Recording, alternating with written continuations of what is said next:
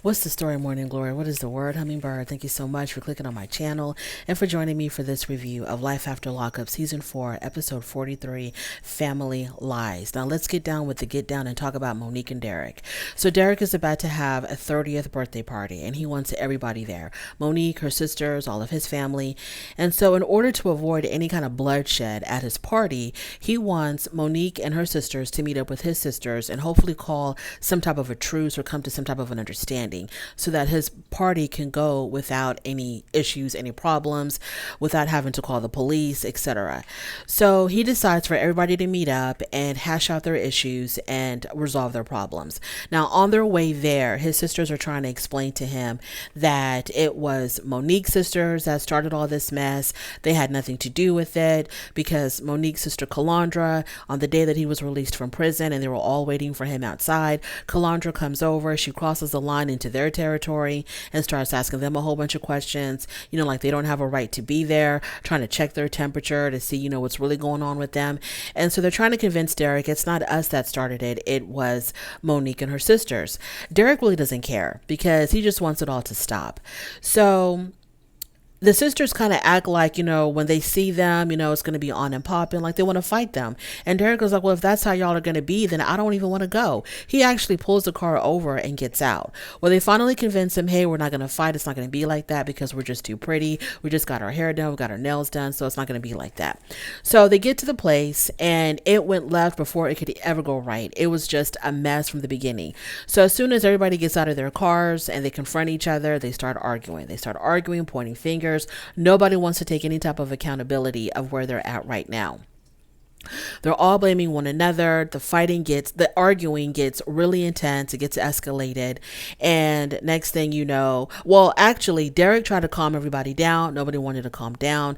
Derek was like, it doesn't have to be like this. Can we just have a conversation? Ain't nobody listening to Derek. There's just a lot of hostility amongst these women. So at some point, Derek's sisters go back into their car as if they're going to leave. Unfortunately, Monique's sister, she begins to call their bluff and she begins to egg them on. So she starts saying to them, y'all can swing, y'all can point fingers, but y'all can't swing. Y'all can point fingers all day, but y'all can't swing. So Elizabeth, the taller of Derek's sisters, she hears this and she's like, oh, but yes, I can. And I am, and I will. So she gets out of the car and she literally charges at Monique and her sisters. So she runs up to them like a raging bull and just starts throwing punches. And then it's on and popping after that. So they're fighting, pulling hair. It gets crazy. Derek is caught up in the middle. The security guards have to come out. Next thing you know, Elizabeth, the taller sister, she is on the floor, on the ground, laid out.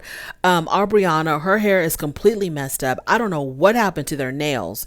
One of the security people picked something off the ground and gave it to Derek. And I really literally thought it was somebody's damn fingernail. Because I was like, what is going on? But it wasn't a fingernail. It was something else. I think it was his keys or something. So basically, Monique and her sisters won the fight. It was just no match. It was no match for them at all. Number one, Derek's sisters were outnumbered and outsized. Okay. Monique and her sisters, all three of them, they have size on their side. So little Aubriana, what was she going to do? Okay, what was she going to do? They were just swatting her around like she was a fly. Elizabeth, she was throwing in those punches, but they were pulling hair. She was just outnumbered. Elizabeth was outnumbered. It was no match. Sometimes, I was even wondering even if it was like one of Monique's sisters or Monique herself against the two of them, it still wouldn't have been a fair fight. I think Monique could have taken both of them down. I think any one of her sisters could have taken both of them down if it was 1-on-2 or 2-on-1. It was just no match for them, especially little Aubriana. I don't even know what she was doing there. So After the dust had settled, Monique and her sisters get in their car and they leave. And Monique says that this is it for her and Derek. She doesn't want to be with Derek anymore. I didn't understand why she was so mad at Derek, because he was trying to calm everybody down. So I don't, unless I missed something, I don't know what it was about this particular moment that made her want to call things off with him. It wasn't the lying. It wasn't the cheating. It was none of that. But it was somehow him trying to calm everybody down and trying to get everybody to stop fighting. This is what made her decide that she doesn't want to be with him. Or maybe she was upset with him because he arranged this whole meeting. I don't know. But that fight was hectic. Monique and her sisters, I mean, they won. Brianna and Elizabeth, it was no match. Y'all were outsized. Y'all were outnumbered. Y'all were outwitted. I don't know what to tell you. I don't know what to tell you. What I really want to know is, Brianna, Elizabeth, how are y'all's fingernails? Because those 3-inch long claws, and y'all are up there throwing punches and trying to defend yourselves. What happened to y'all's fingernails? Because it seems like I can just imagine fingernails being ripped right from the, oh my God. Anyways, it was horrible. But Monique says it's over between her and Derek.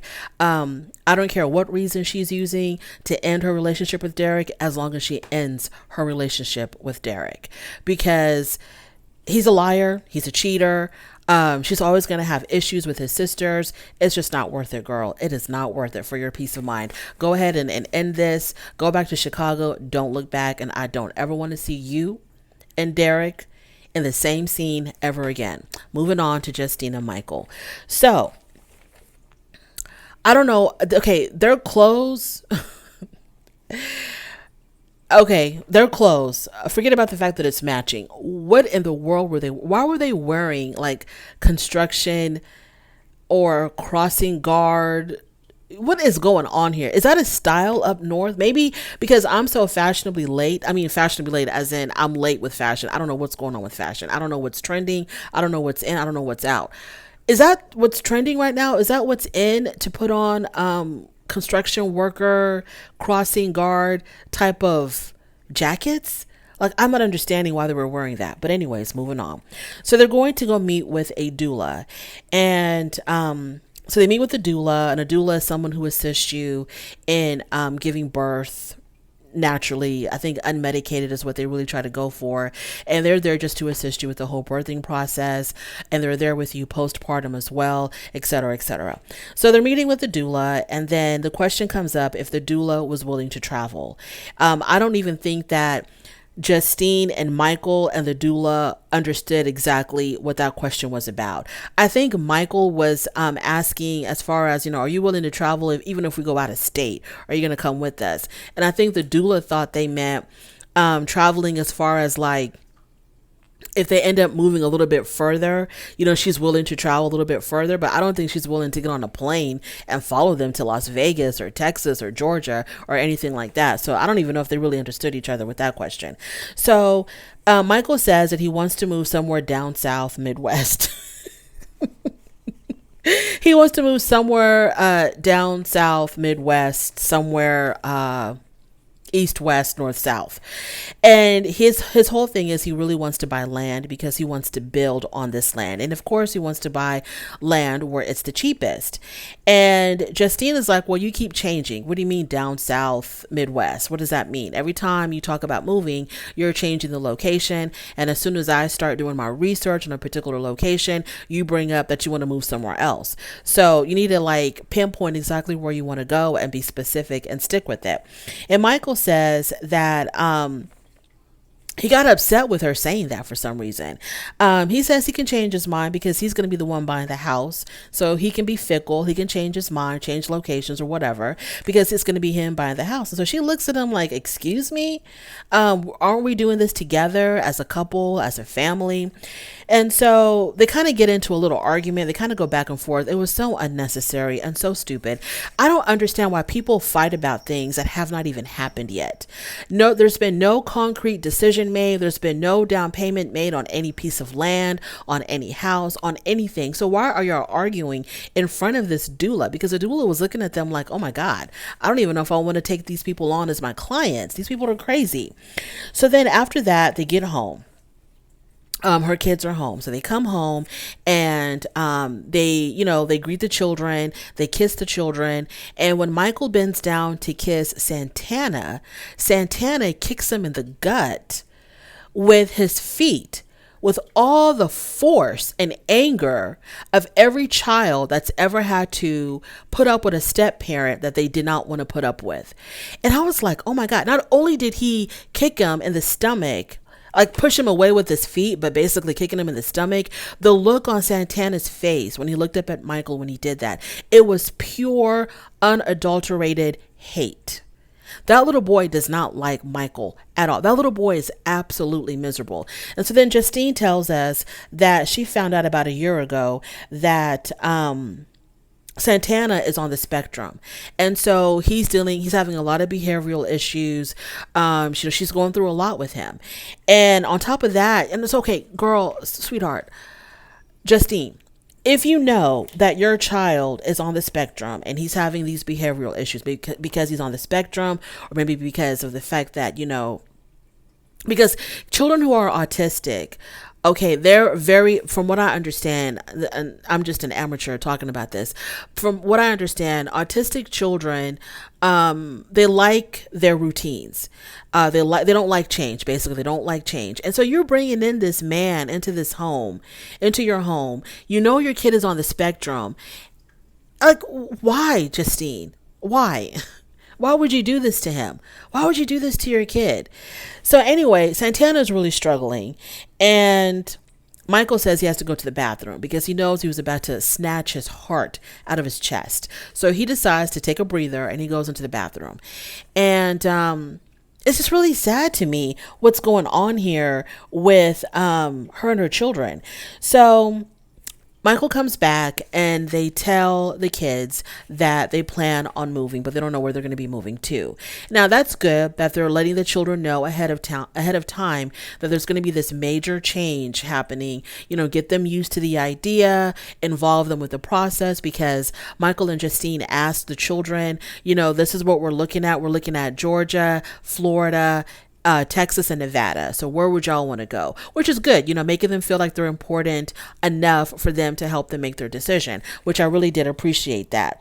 And after that, the children leave to go get ready for dinner or something. And so Michael and Justine are having a conversation about Santana.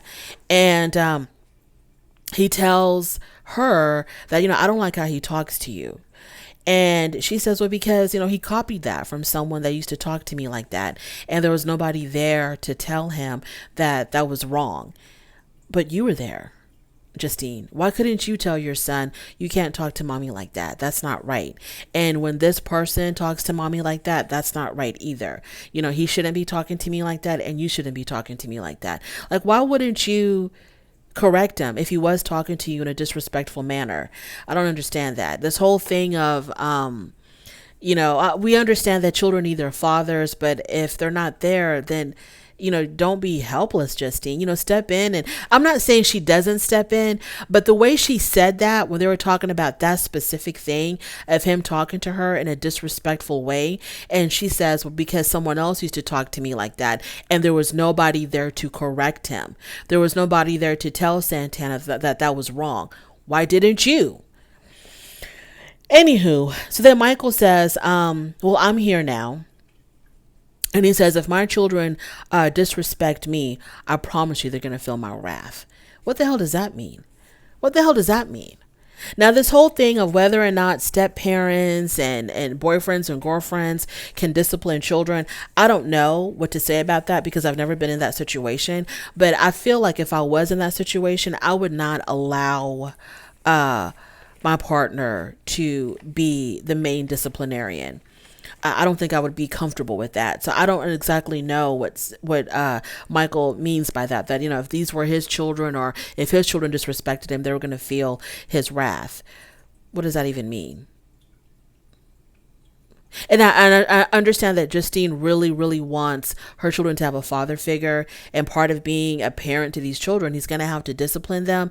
So he's going to have to do what he's got to do, I guess, whatever. I don't know. But I know for myself, I wouldn't feel that comfortable unless my partner disciplines my children the way I discipline them. Okay. Maybe then I'll make an exception to the rule. I don't know.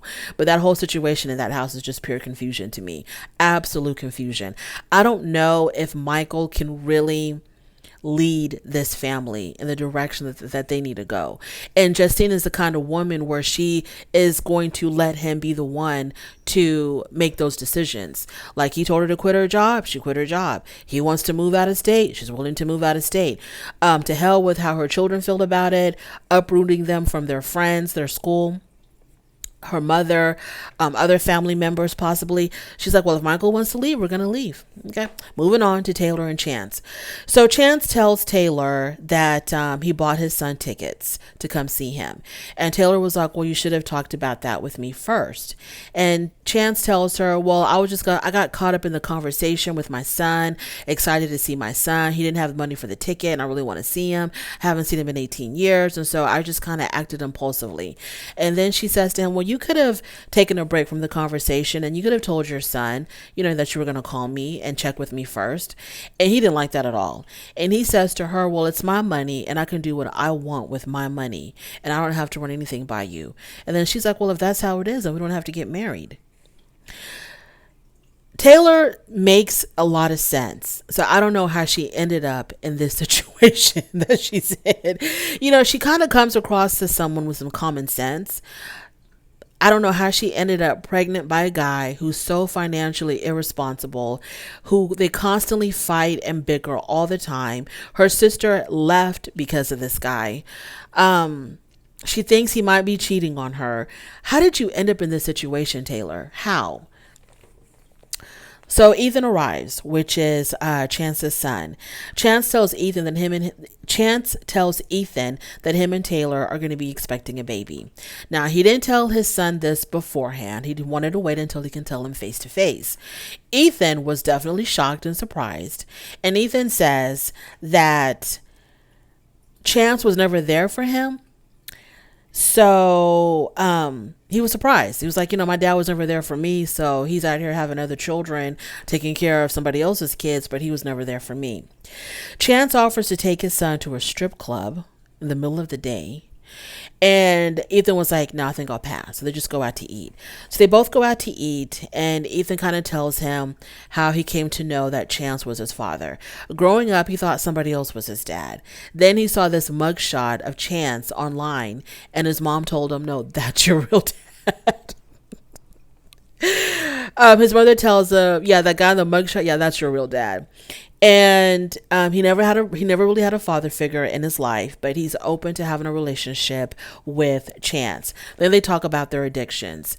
So Chance tells his son that he had a really bad pain pill addiction, and this is what led him to prison, and he wasn't there for his family, etc., etc. And Ethan says that his addiction is spending money. He loves to spend money. He says sometimes he'll spend his rent money on nonsense, and then he has to dip into a savings account to pay the rent. And I'm thinking, like father, like son. Chance, this is definitely your child. This is definitely your son. Who knew that you can inherit financial irresponsibility? Later on, they all go out for a family dinner. Chance, Ethan, Taylor, the girls are all out at this what they consider a fancy restaurant. And Chance starts asking questions about Ethan's mom. Well, what did your mom say about you coming over here? He was like, oh, she just said, to be safe. I'm a grown man. I don't have to answer to anybody. And so he was asking, Chance was asking more questions about the mother, and Taylor was feeling some kind of way. She was like, he's so interested in Ethan's mom. I'm wondering if that's the one that's been calling him on his phone. After that, they talk about the baby. And so Ethan asks, what are you going to name the baby? And they tell him, we're going to name him Mason. And then Chance says that we're going to name him Mason because that is a name of one of my ancestors. That's the name of one of my ancestors. And Taylor's looking at him like, what? So in her confessional, she tells us that is not even true. That is nowhere near the truth. Mason is not named after any ancestor. It's a name that they saw on a personalized baby blanket okay, on a monogrammed baby blanket. And so they decided to go with that name. And so Taylor's like, I don't know why he lies unnecessarily. Those are the type of people that you need to stay the hell away from. The people who lie for absolutely no reason. Why would you lie about why you're naming your child what you're naming them? Why would you do that? Why can't you just say we like the name and leave it at that? Or we saw the name on a blanket and we thought it was cute and just leave it at that. Why do you have to go into this whole thing about it's an ancestral name, my great, great, great, great grandfather, a Viking who did this and that? Why? Anyways, that's dangerous. That's dangerous. People who lie like that, habitual liars or pathological liars, yeah, stay away from them. Taylor, you're finding more and more out about the father of your child. All of this information you should have known before you got pregnant by him, because you can always get a divorce and go your separate ways, but you're having a kid with him, so you're stuck with him forever. This is the man that's going to be fathering your child. So then it comes time to pay the damn bill. They don't have enough money on one particular credit card. They have no cash on them, and I guess nothing in their checking account. So they take out their credit cards and they have to lay out like 6, 7, 8, 9, 10 cards because all of them have just a tiny bit of money left. So they have to hand the waiter the stack of cards like he's a dealer at a casino to pay for this one dinner. So Taylor is absolutely, now she's in a really bad mood, and her and Chance begin bickering, and I don't know what he told her, but she tells him to shut up. And he's like, well, that's rude to tell someone to shut up. Dude, what is going on? Oh, I remember now. I know why she was upset. She was upset because of the fact that he works a lot of overtime, but they never have any money, and they could barely pay for this dinner. And so she's like, what the hell are you doing with your money? Girl, he's not making any money. He's not making any money. What are you talking about? When you're talking about overtime, what do you mean, Taylor? Because he says he's starting a pressure washing business, and he pressure washed one driveway, and that was his homeboy who was just trying to, have pity on him. What overtime is he working? Why are you working overtime? I mean, like, what overtime? What overtime? He barely started his pressure washing business. He has no money. He's barely working. He just wastes his time all day going around trying to figure out what to spend, what little money he has, and what to spend it on. Moving on to Sarah and Sean. Y'all, that baby. Sean and Sarah's daughter looks just like Sean. Take it how you want to take it. That baby looks just like Sean. Sean's features, his facial features, it's like everything is crowded up in one little space. He's got a lot of face. He's got enough face room, but eyes, nose, mouth is all gathered up in one little area.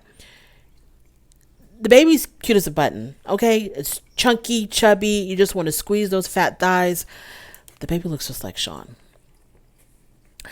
So there's an old wives' tale that says your baby will come out looking like the person who pissed you off the most. So I guess Sean was definitely pissing her off because that baby looks just like him. So they have a conversation about their fight. Sean says he's going to do better. Okay, fine. Moving on to the plastic surgeon's office. So Sarah wants to get a boob job. She says, after having babies, her body just isn't the same, and she wants to, feel more confident, and so she wants to get her boobs done. So during the consultation at the doctor's office, her phone keeps on going off, and so she goes to the bathroom and she answers it, and it's Anthony, her oldest daughter's father, and he's calling her, blowing up her phone because this is when they normally talk, because this is the time when Sean would normally be at work. So he says that he really wants to see his daughter Abby. And she's like, well, I don't know, if you're really ready to see her, because my daughter gets really, really attached to people, and I don't want you to come into her life just to leave her life again.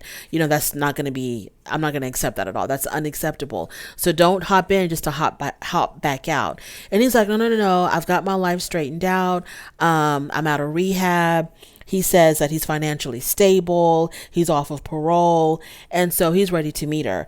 So she tells him, well, because my mom is the one that practically raised her while we were gone in prison, let me run this by her and see what she says. So when she gets back home, her mom is there babysitting the baby, and she tells her mom about Anthony wanting to meet her daughter. The mothers are very, very wary of this. So the mom is like, I don't know, because, he'll make all these promises that he's doing better and then he relapses. So I don't really know. And then Sarah says, well, I don't want to keep her from her father. And then the mother says, well, does he really want to see Abby, or is he just trying to see you? Because it's very coincidental that when you're released from prison, all of a sudden he wants to come around. And she says that, well, he knows I'm married and that I'm happily married and I have a new baby. So I already explained all of that to him, kind of like letting her mom know, no, he's not interested in me, but he is. He so is. And so, yeah, the mom is like, well, I don't know. I guess, it'll be okay, but we have to be really, really careful with him. And so then the mother asks her, well, what does Sean say about all of this? And she says, well, I haven't told him. And the mom is like, you haven't told him? And she's like, yeah, he doesn't need to know. Yeah, he does, because he's going to find out. Yeah, he does need to know. Anyway, anywho, all I can say is I think that Anthony wants to come around because he just wants to be around Sarah. He's trying to get Sarah back. I don't think he really cares about the daughter. I hate to say that, but I think he's just coming around because he wants to be closer to Sarah or reconcile with her or try to steal her away from Sean. Moving on to Amber and Puppy.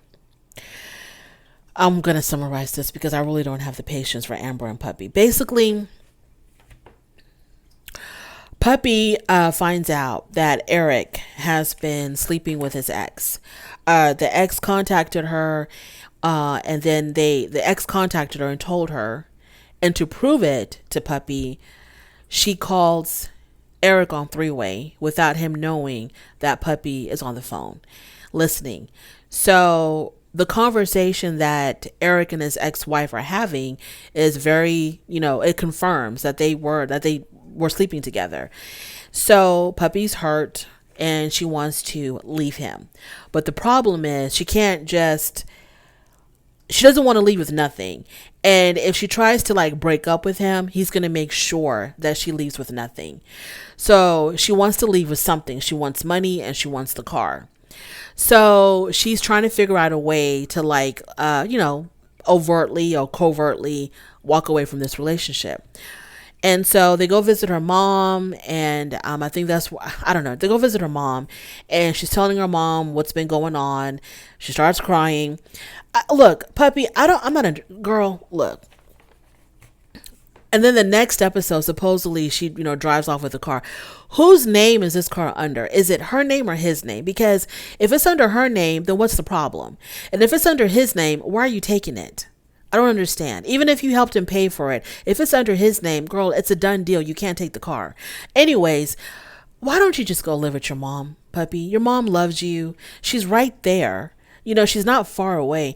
Just pack your stuff and go live with your mother until you get yourself back on your feet. I'm not understanding why she's in such emotional distress about leaving Eric when he's done her so bad.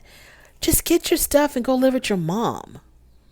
I don't understand. And obviously Eric is controlling. He didn't want her to work. He didn't want her to do anything because it was a way for him to control her so that she can be dependent on him and him only. It's very obvious. So Puppy, just go pack a bag and go get an Uber and go to your mom's house, or call Amber and have her drive you to your mom's house. Or are you making this girl, I don't know. You just want to stress yourself out for nothing. Just find a reason to cry. That's my review. Thank you so much for joining me. I really do appreciate it. On your way out, don't forget to rate the video. If you like this content, go ahead and subscribe, and I will definitely talk to you later. Bye.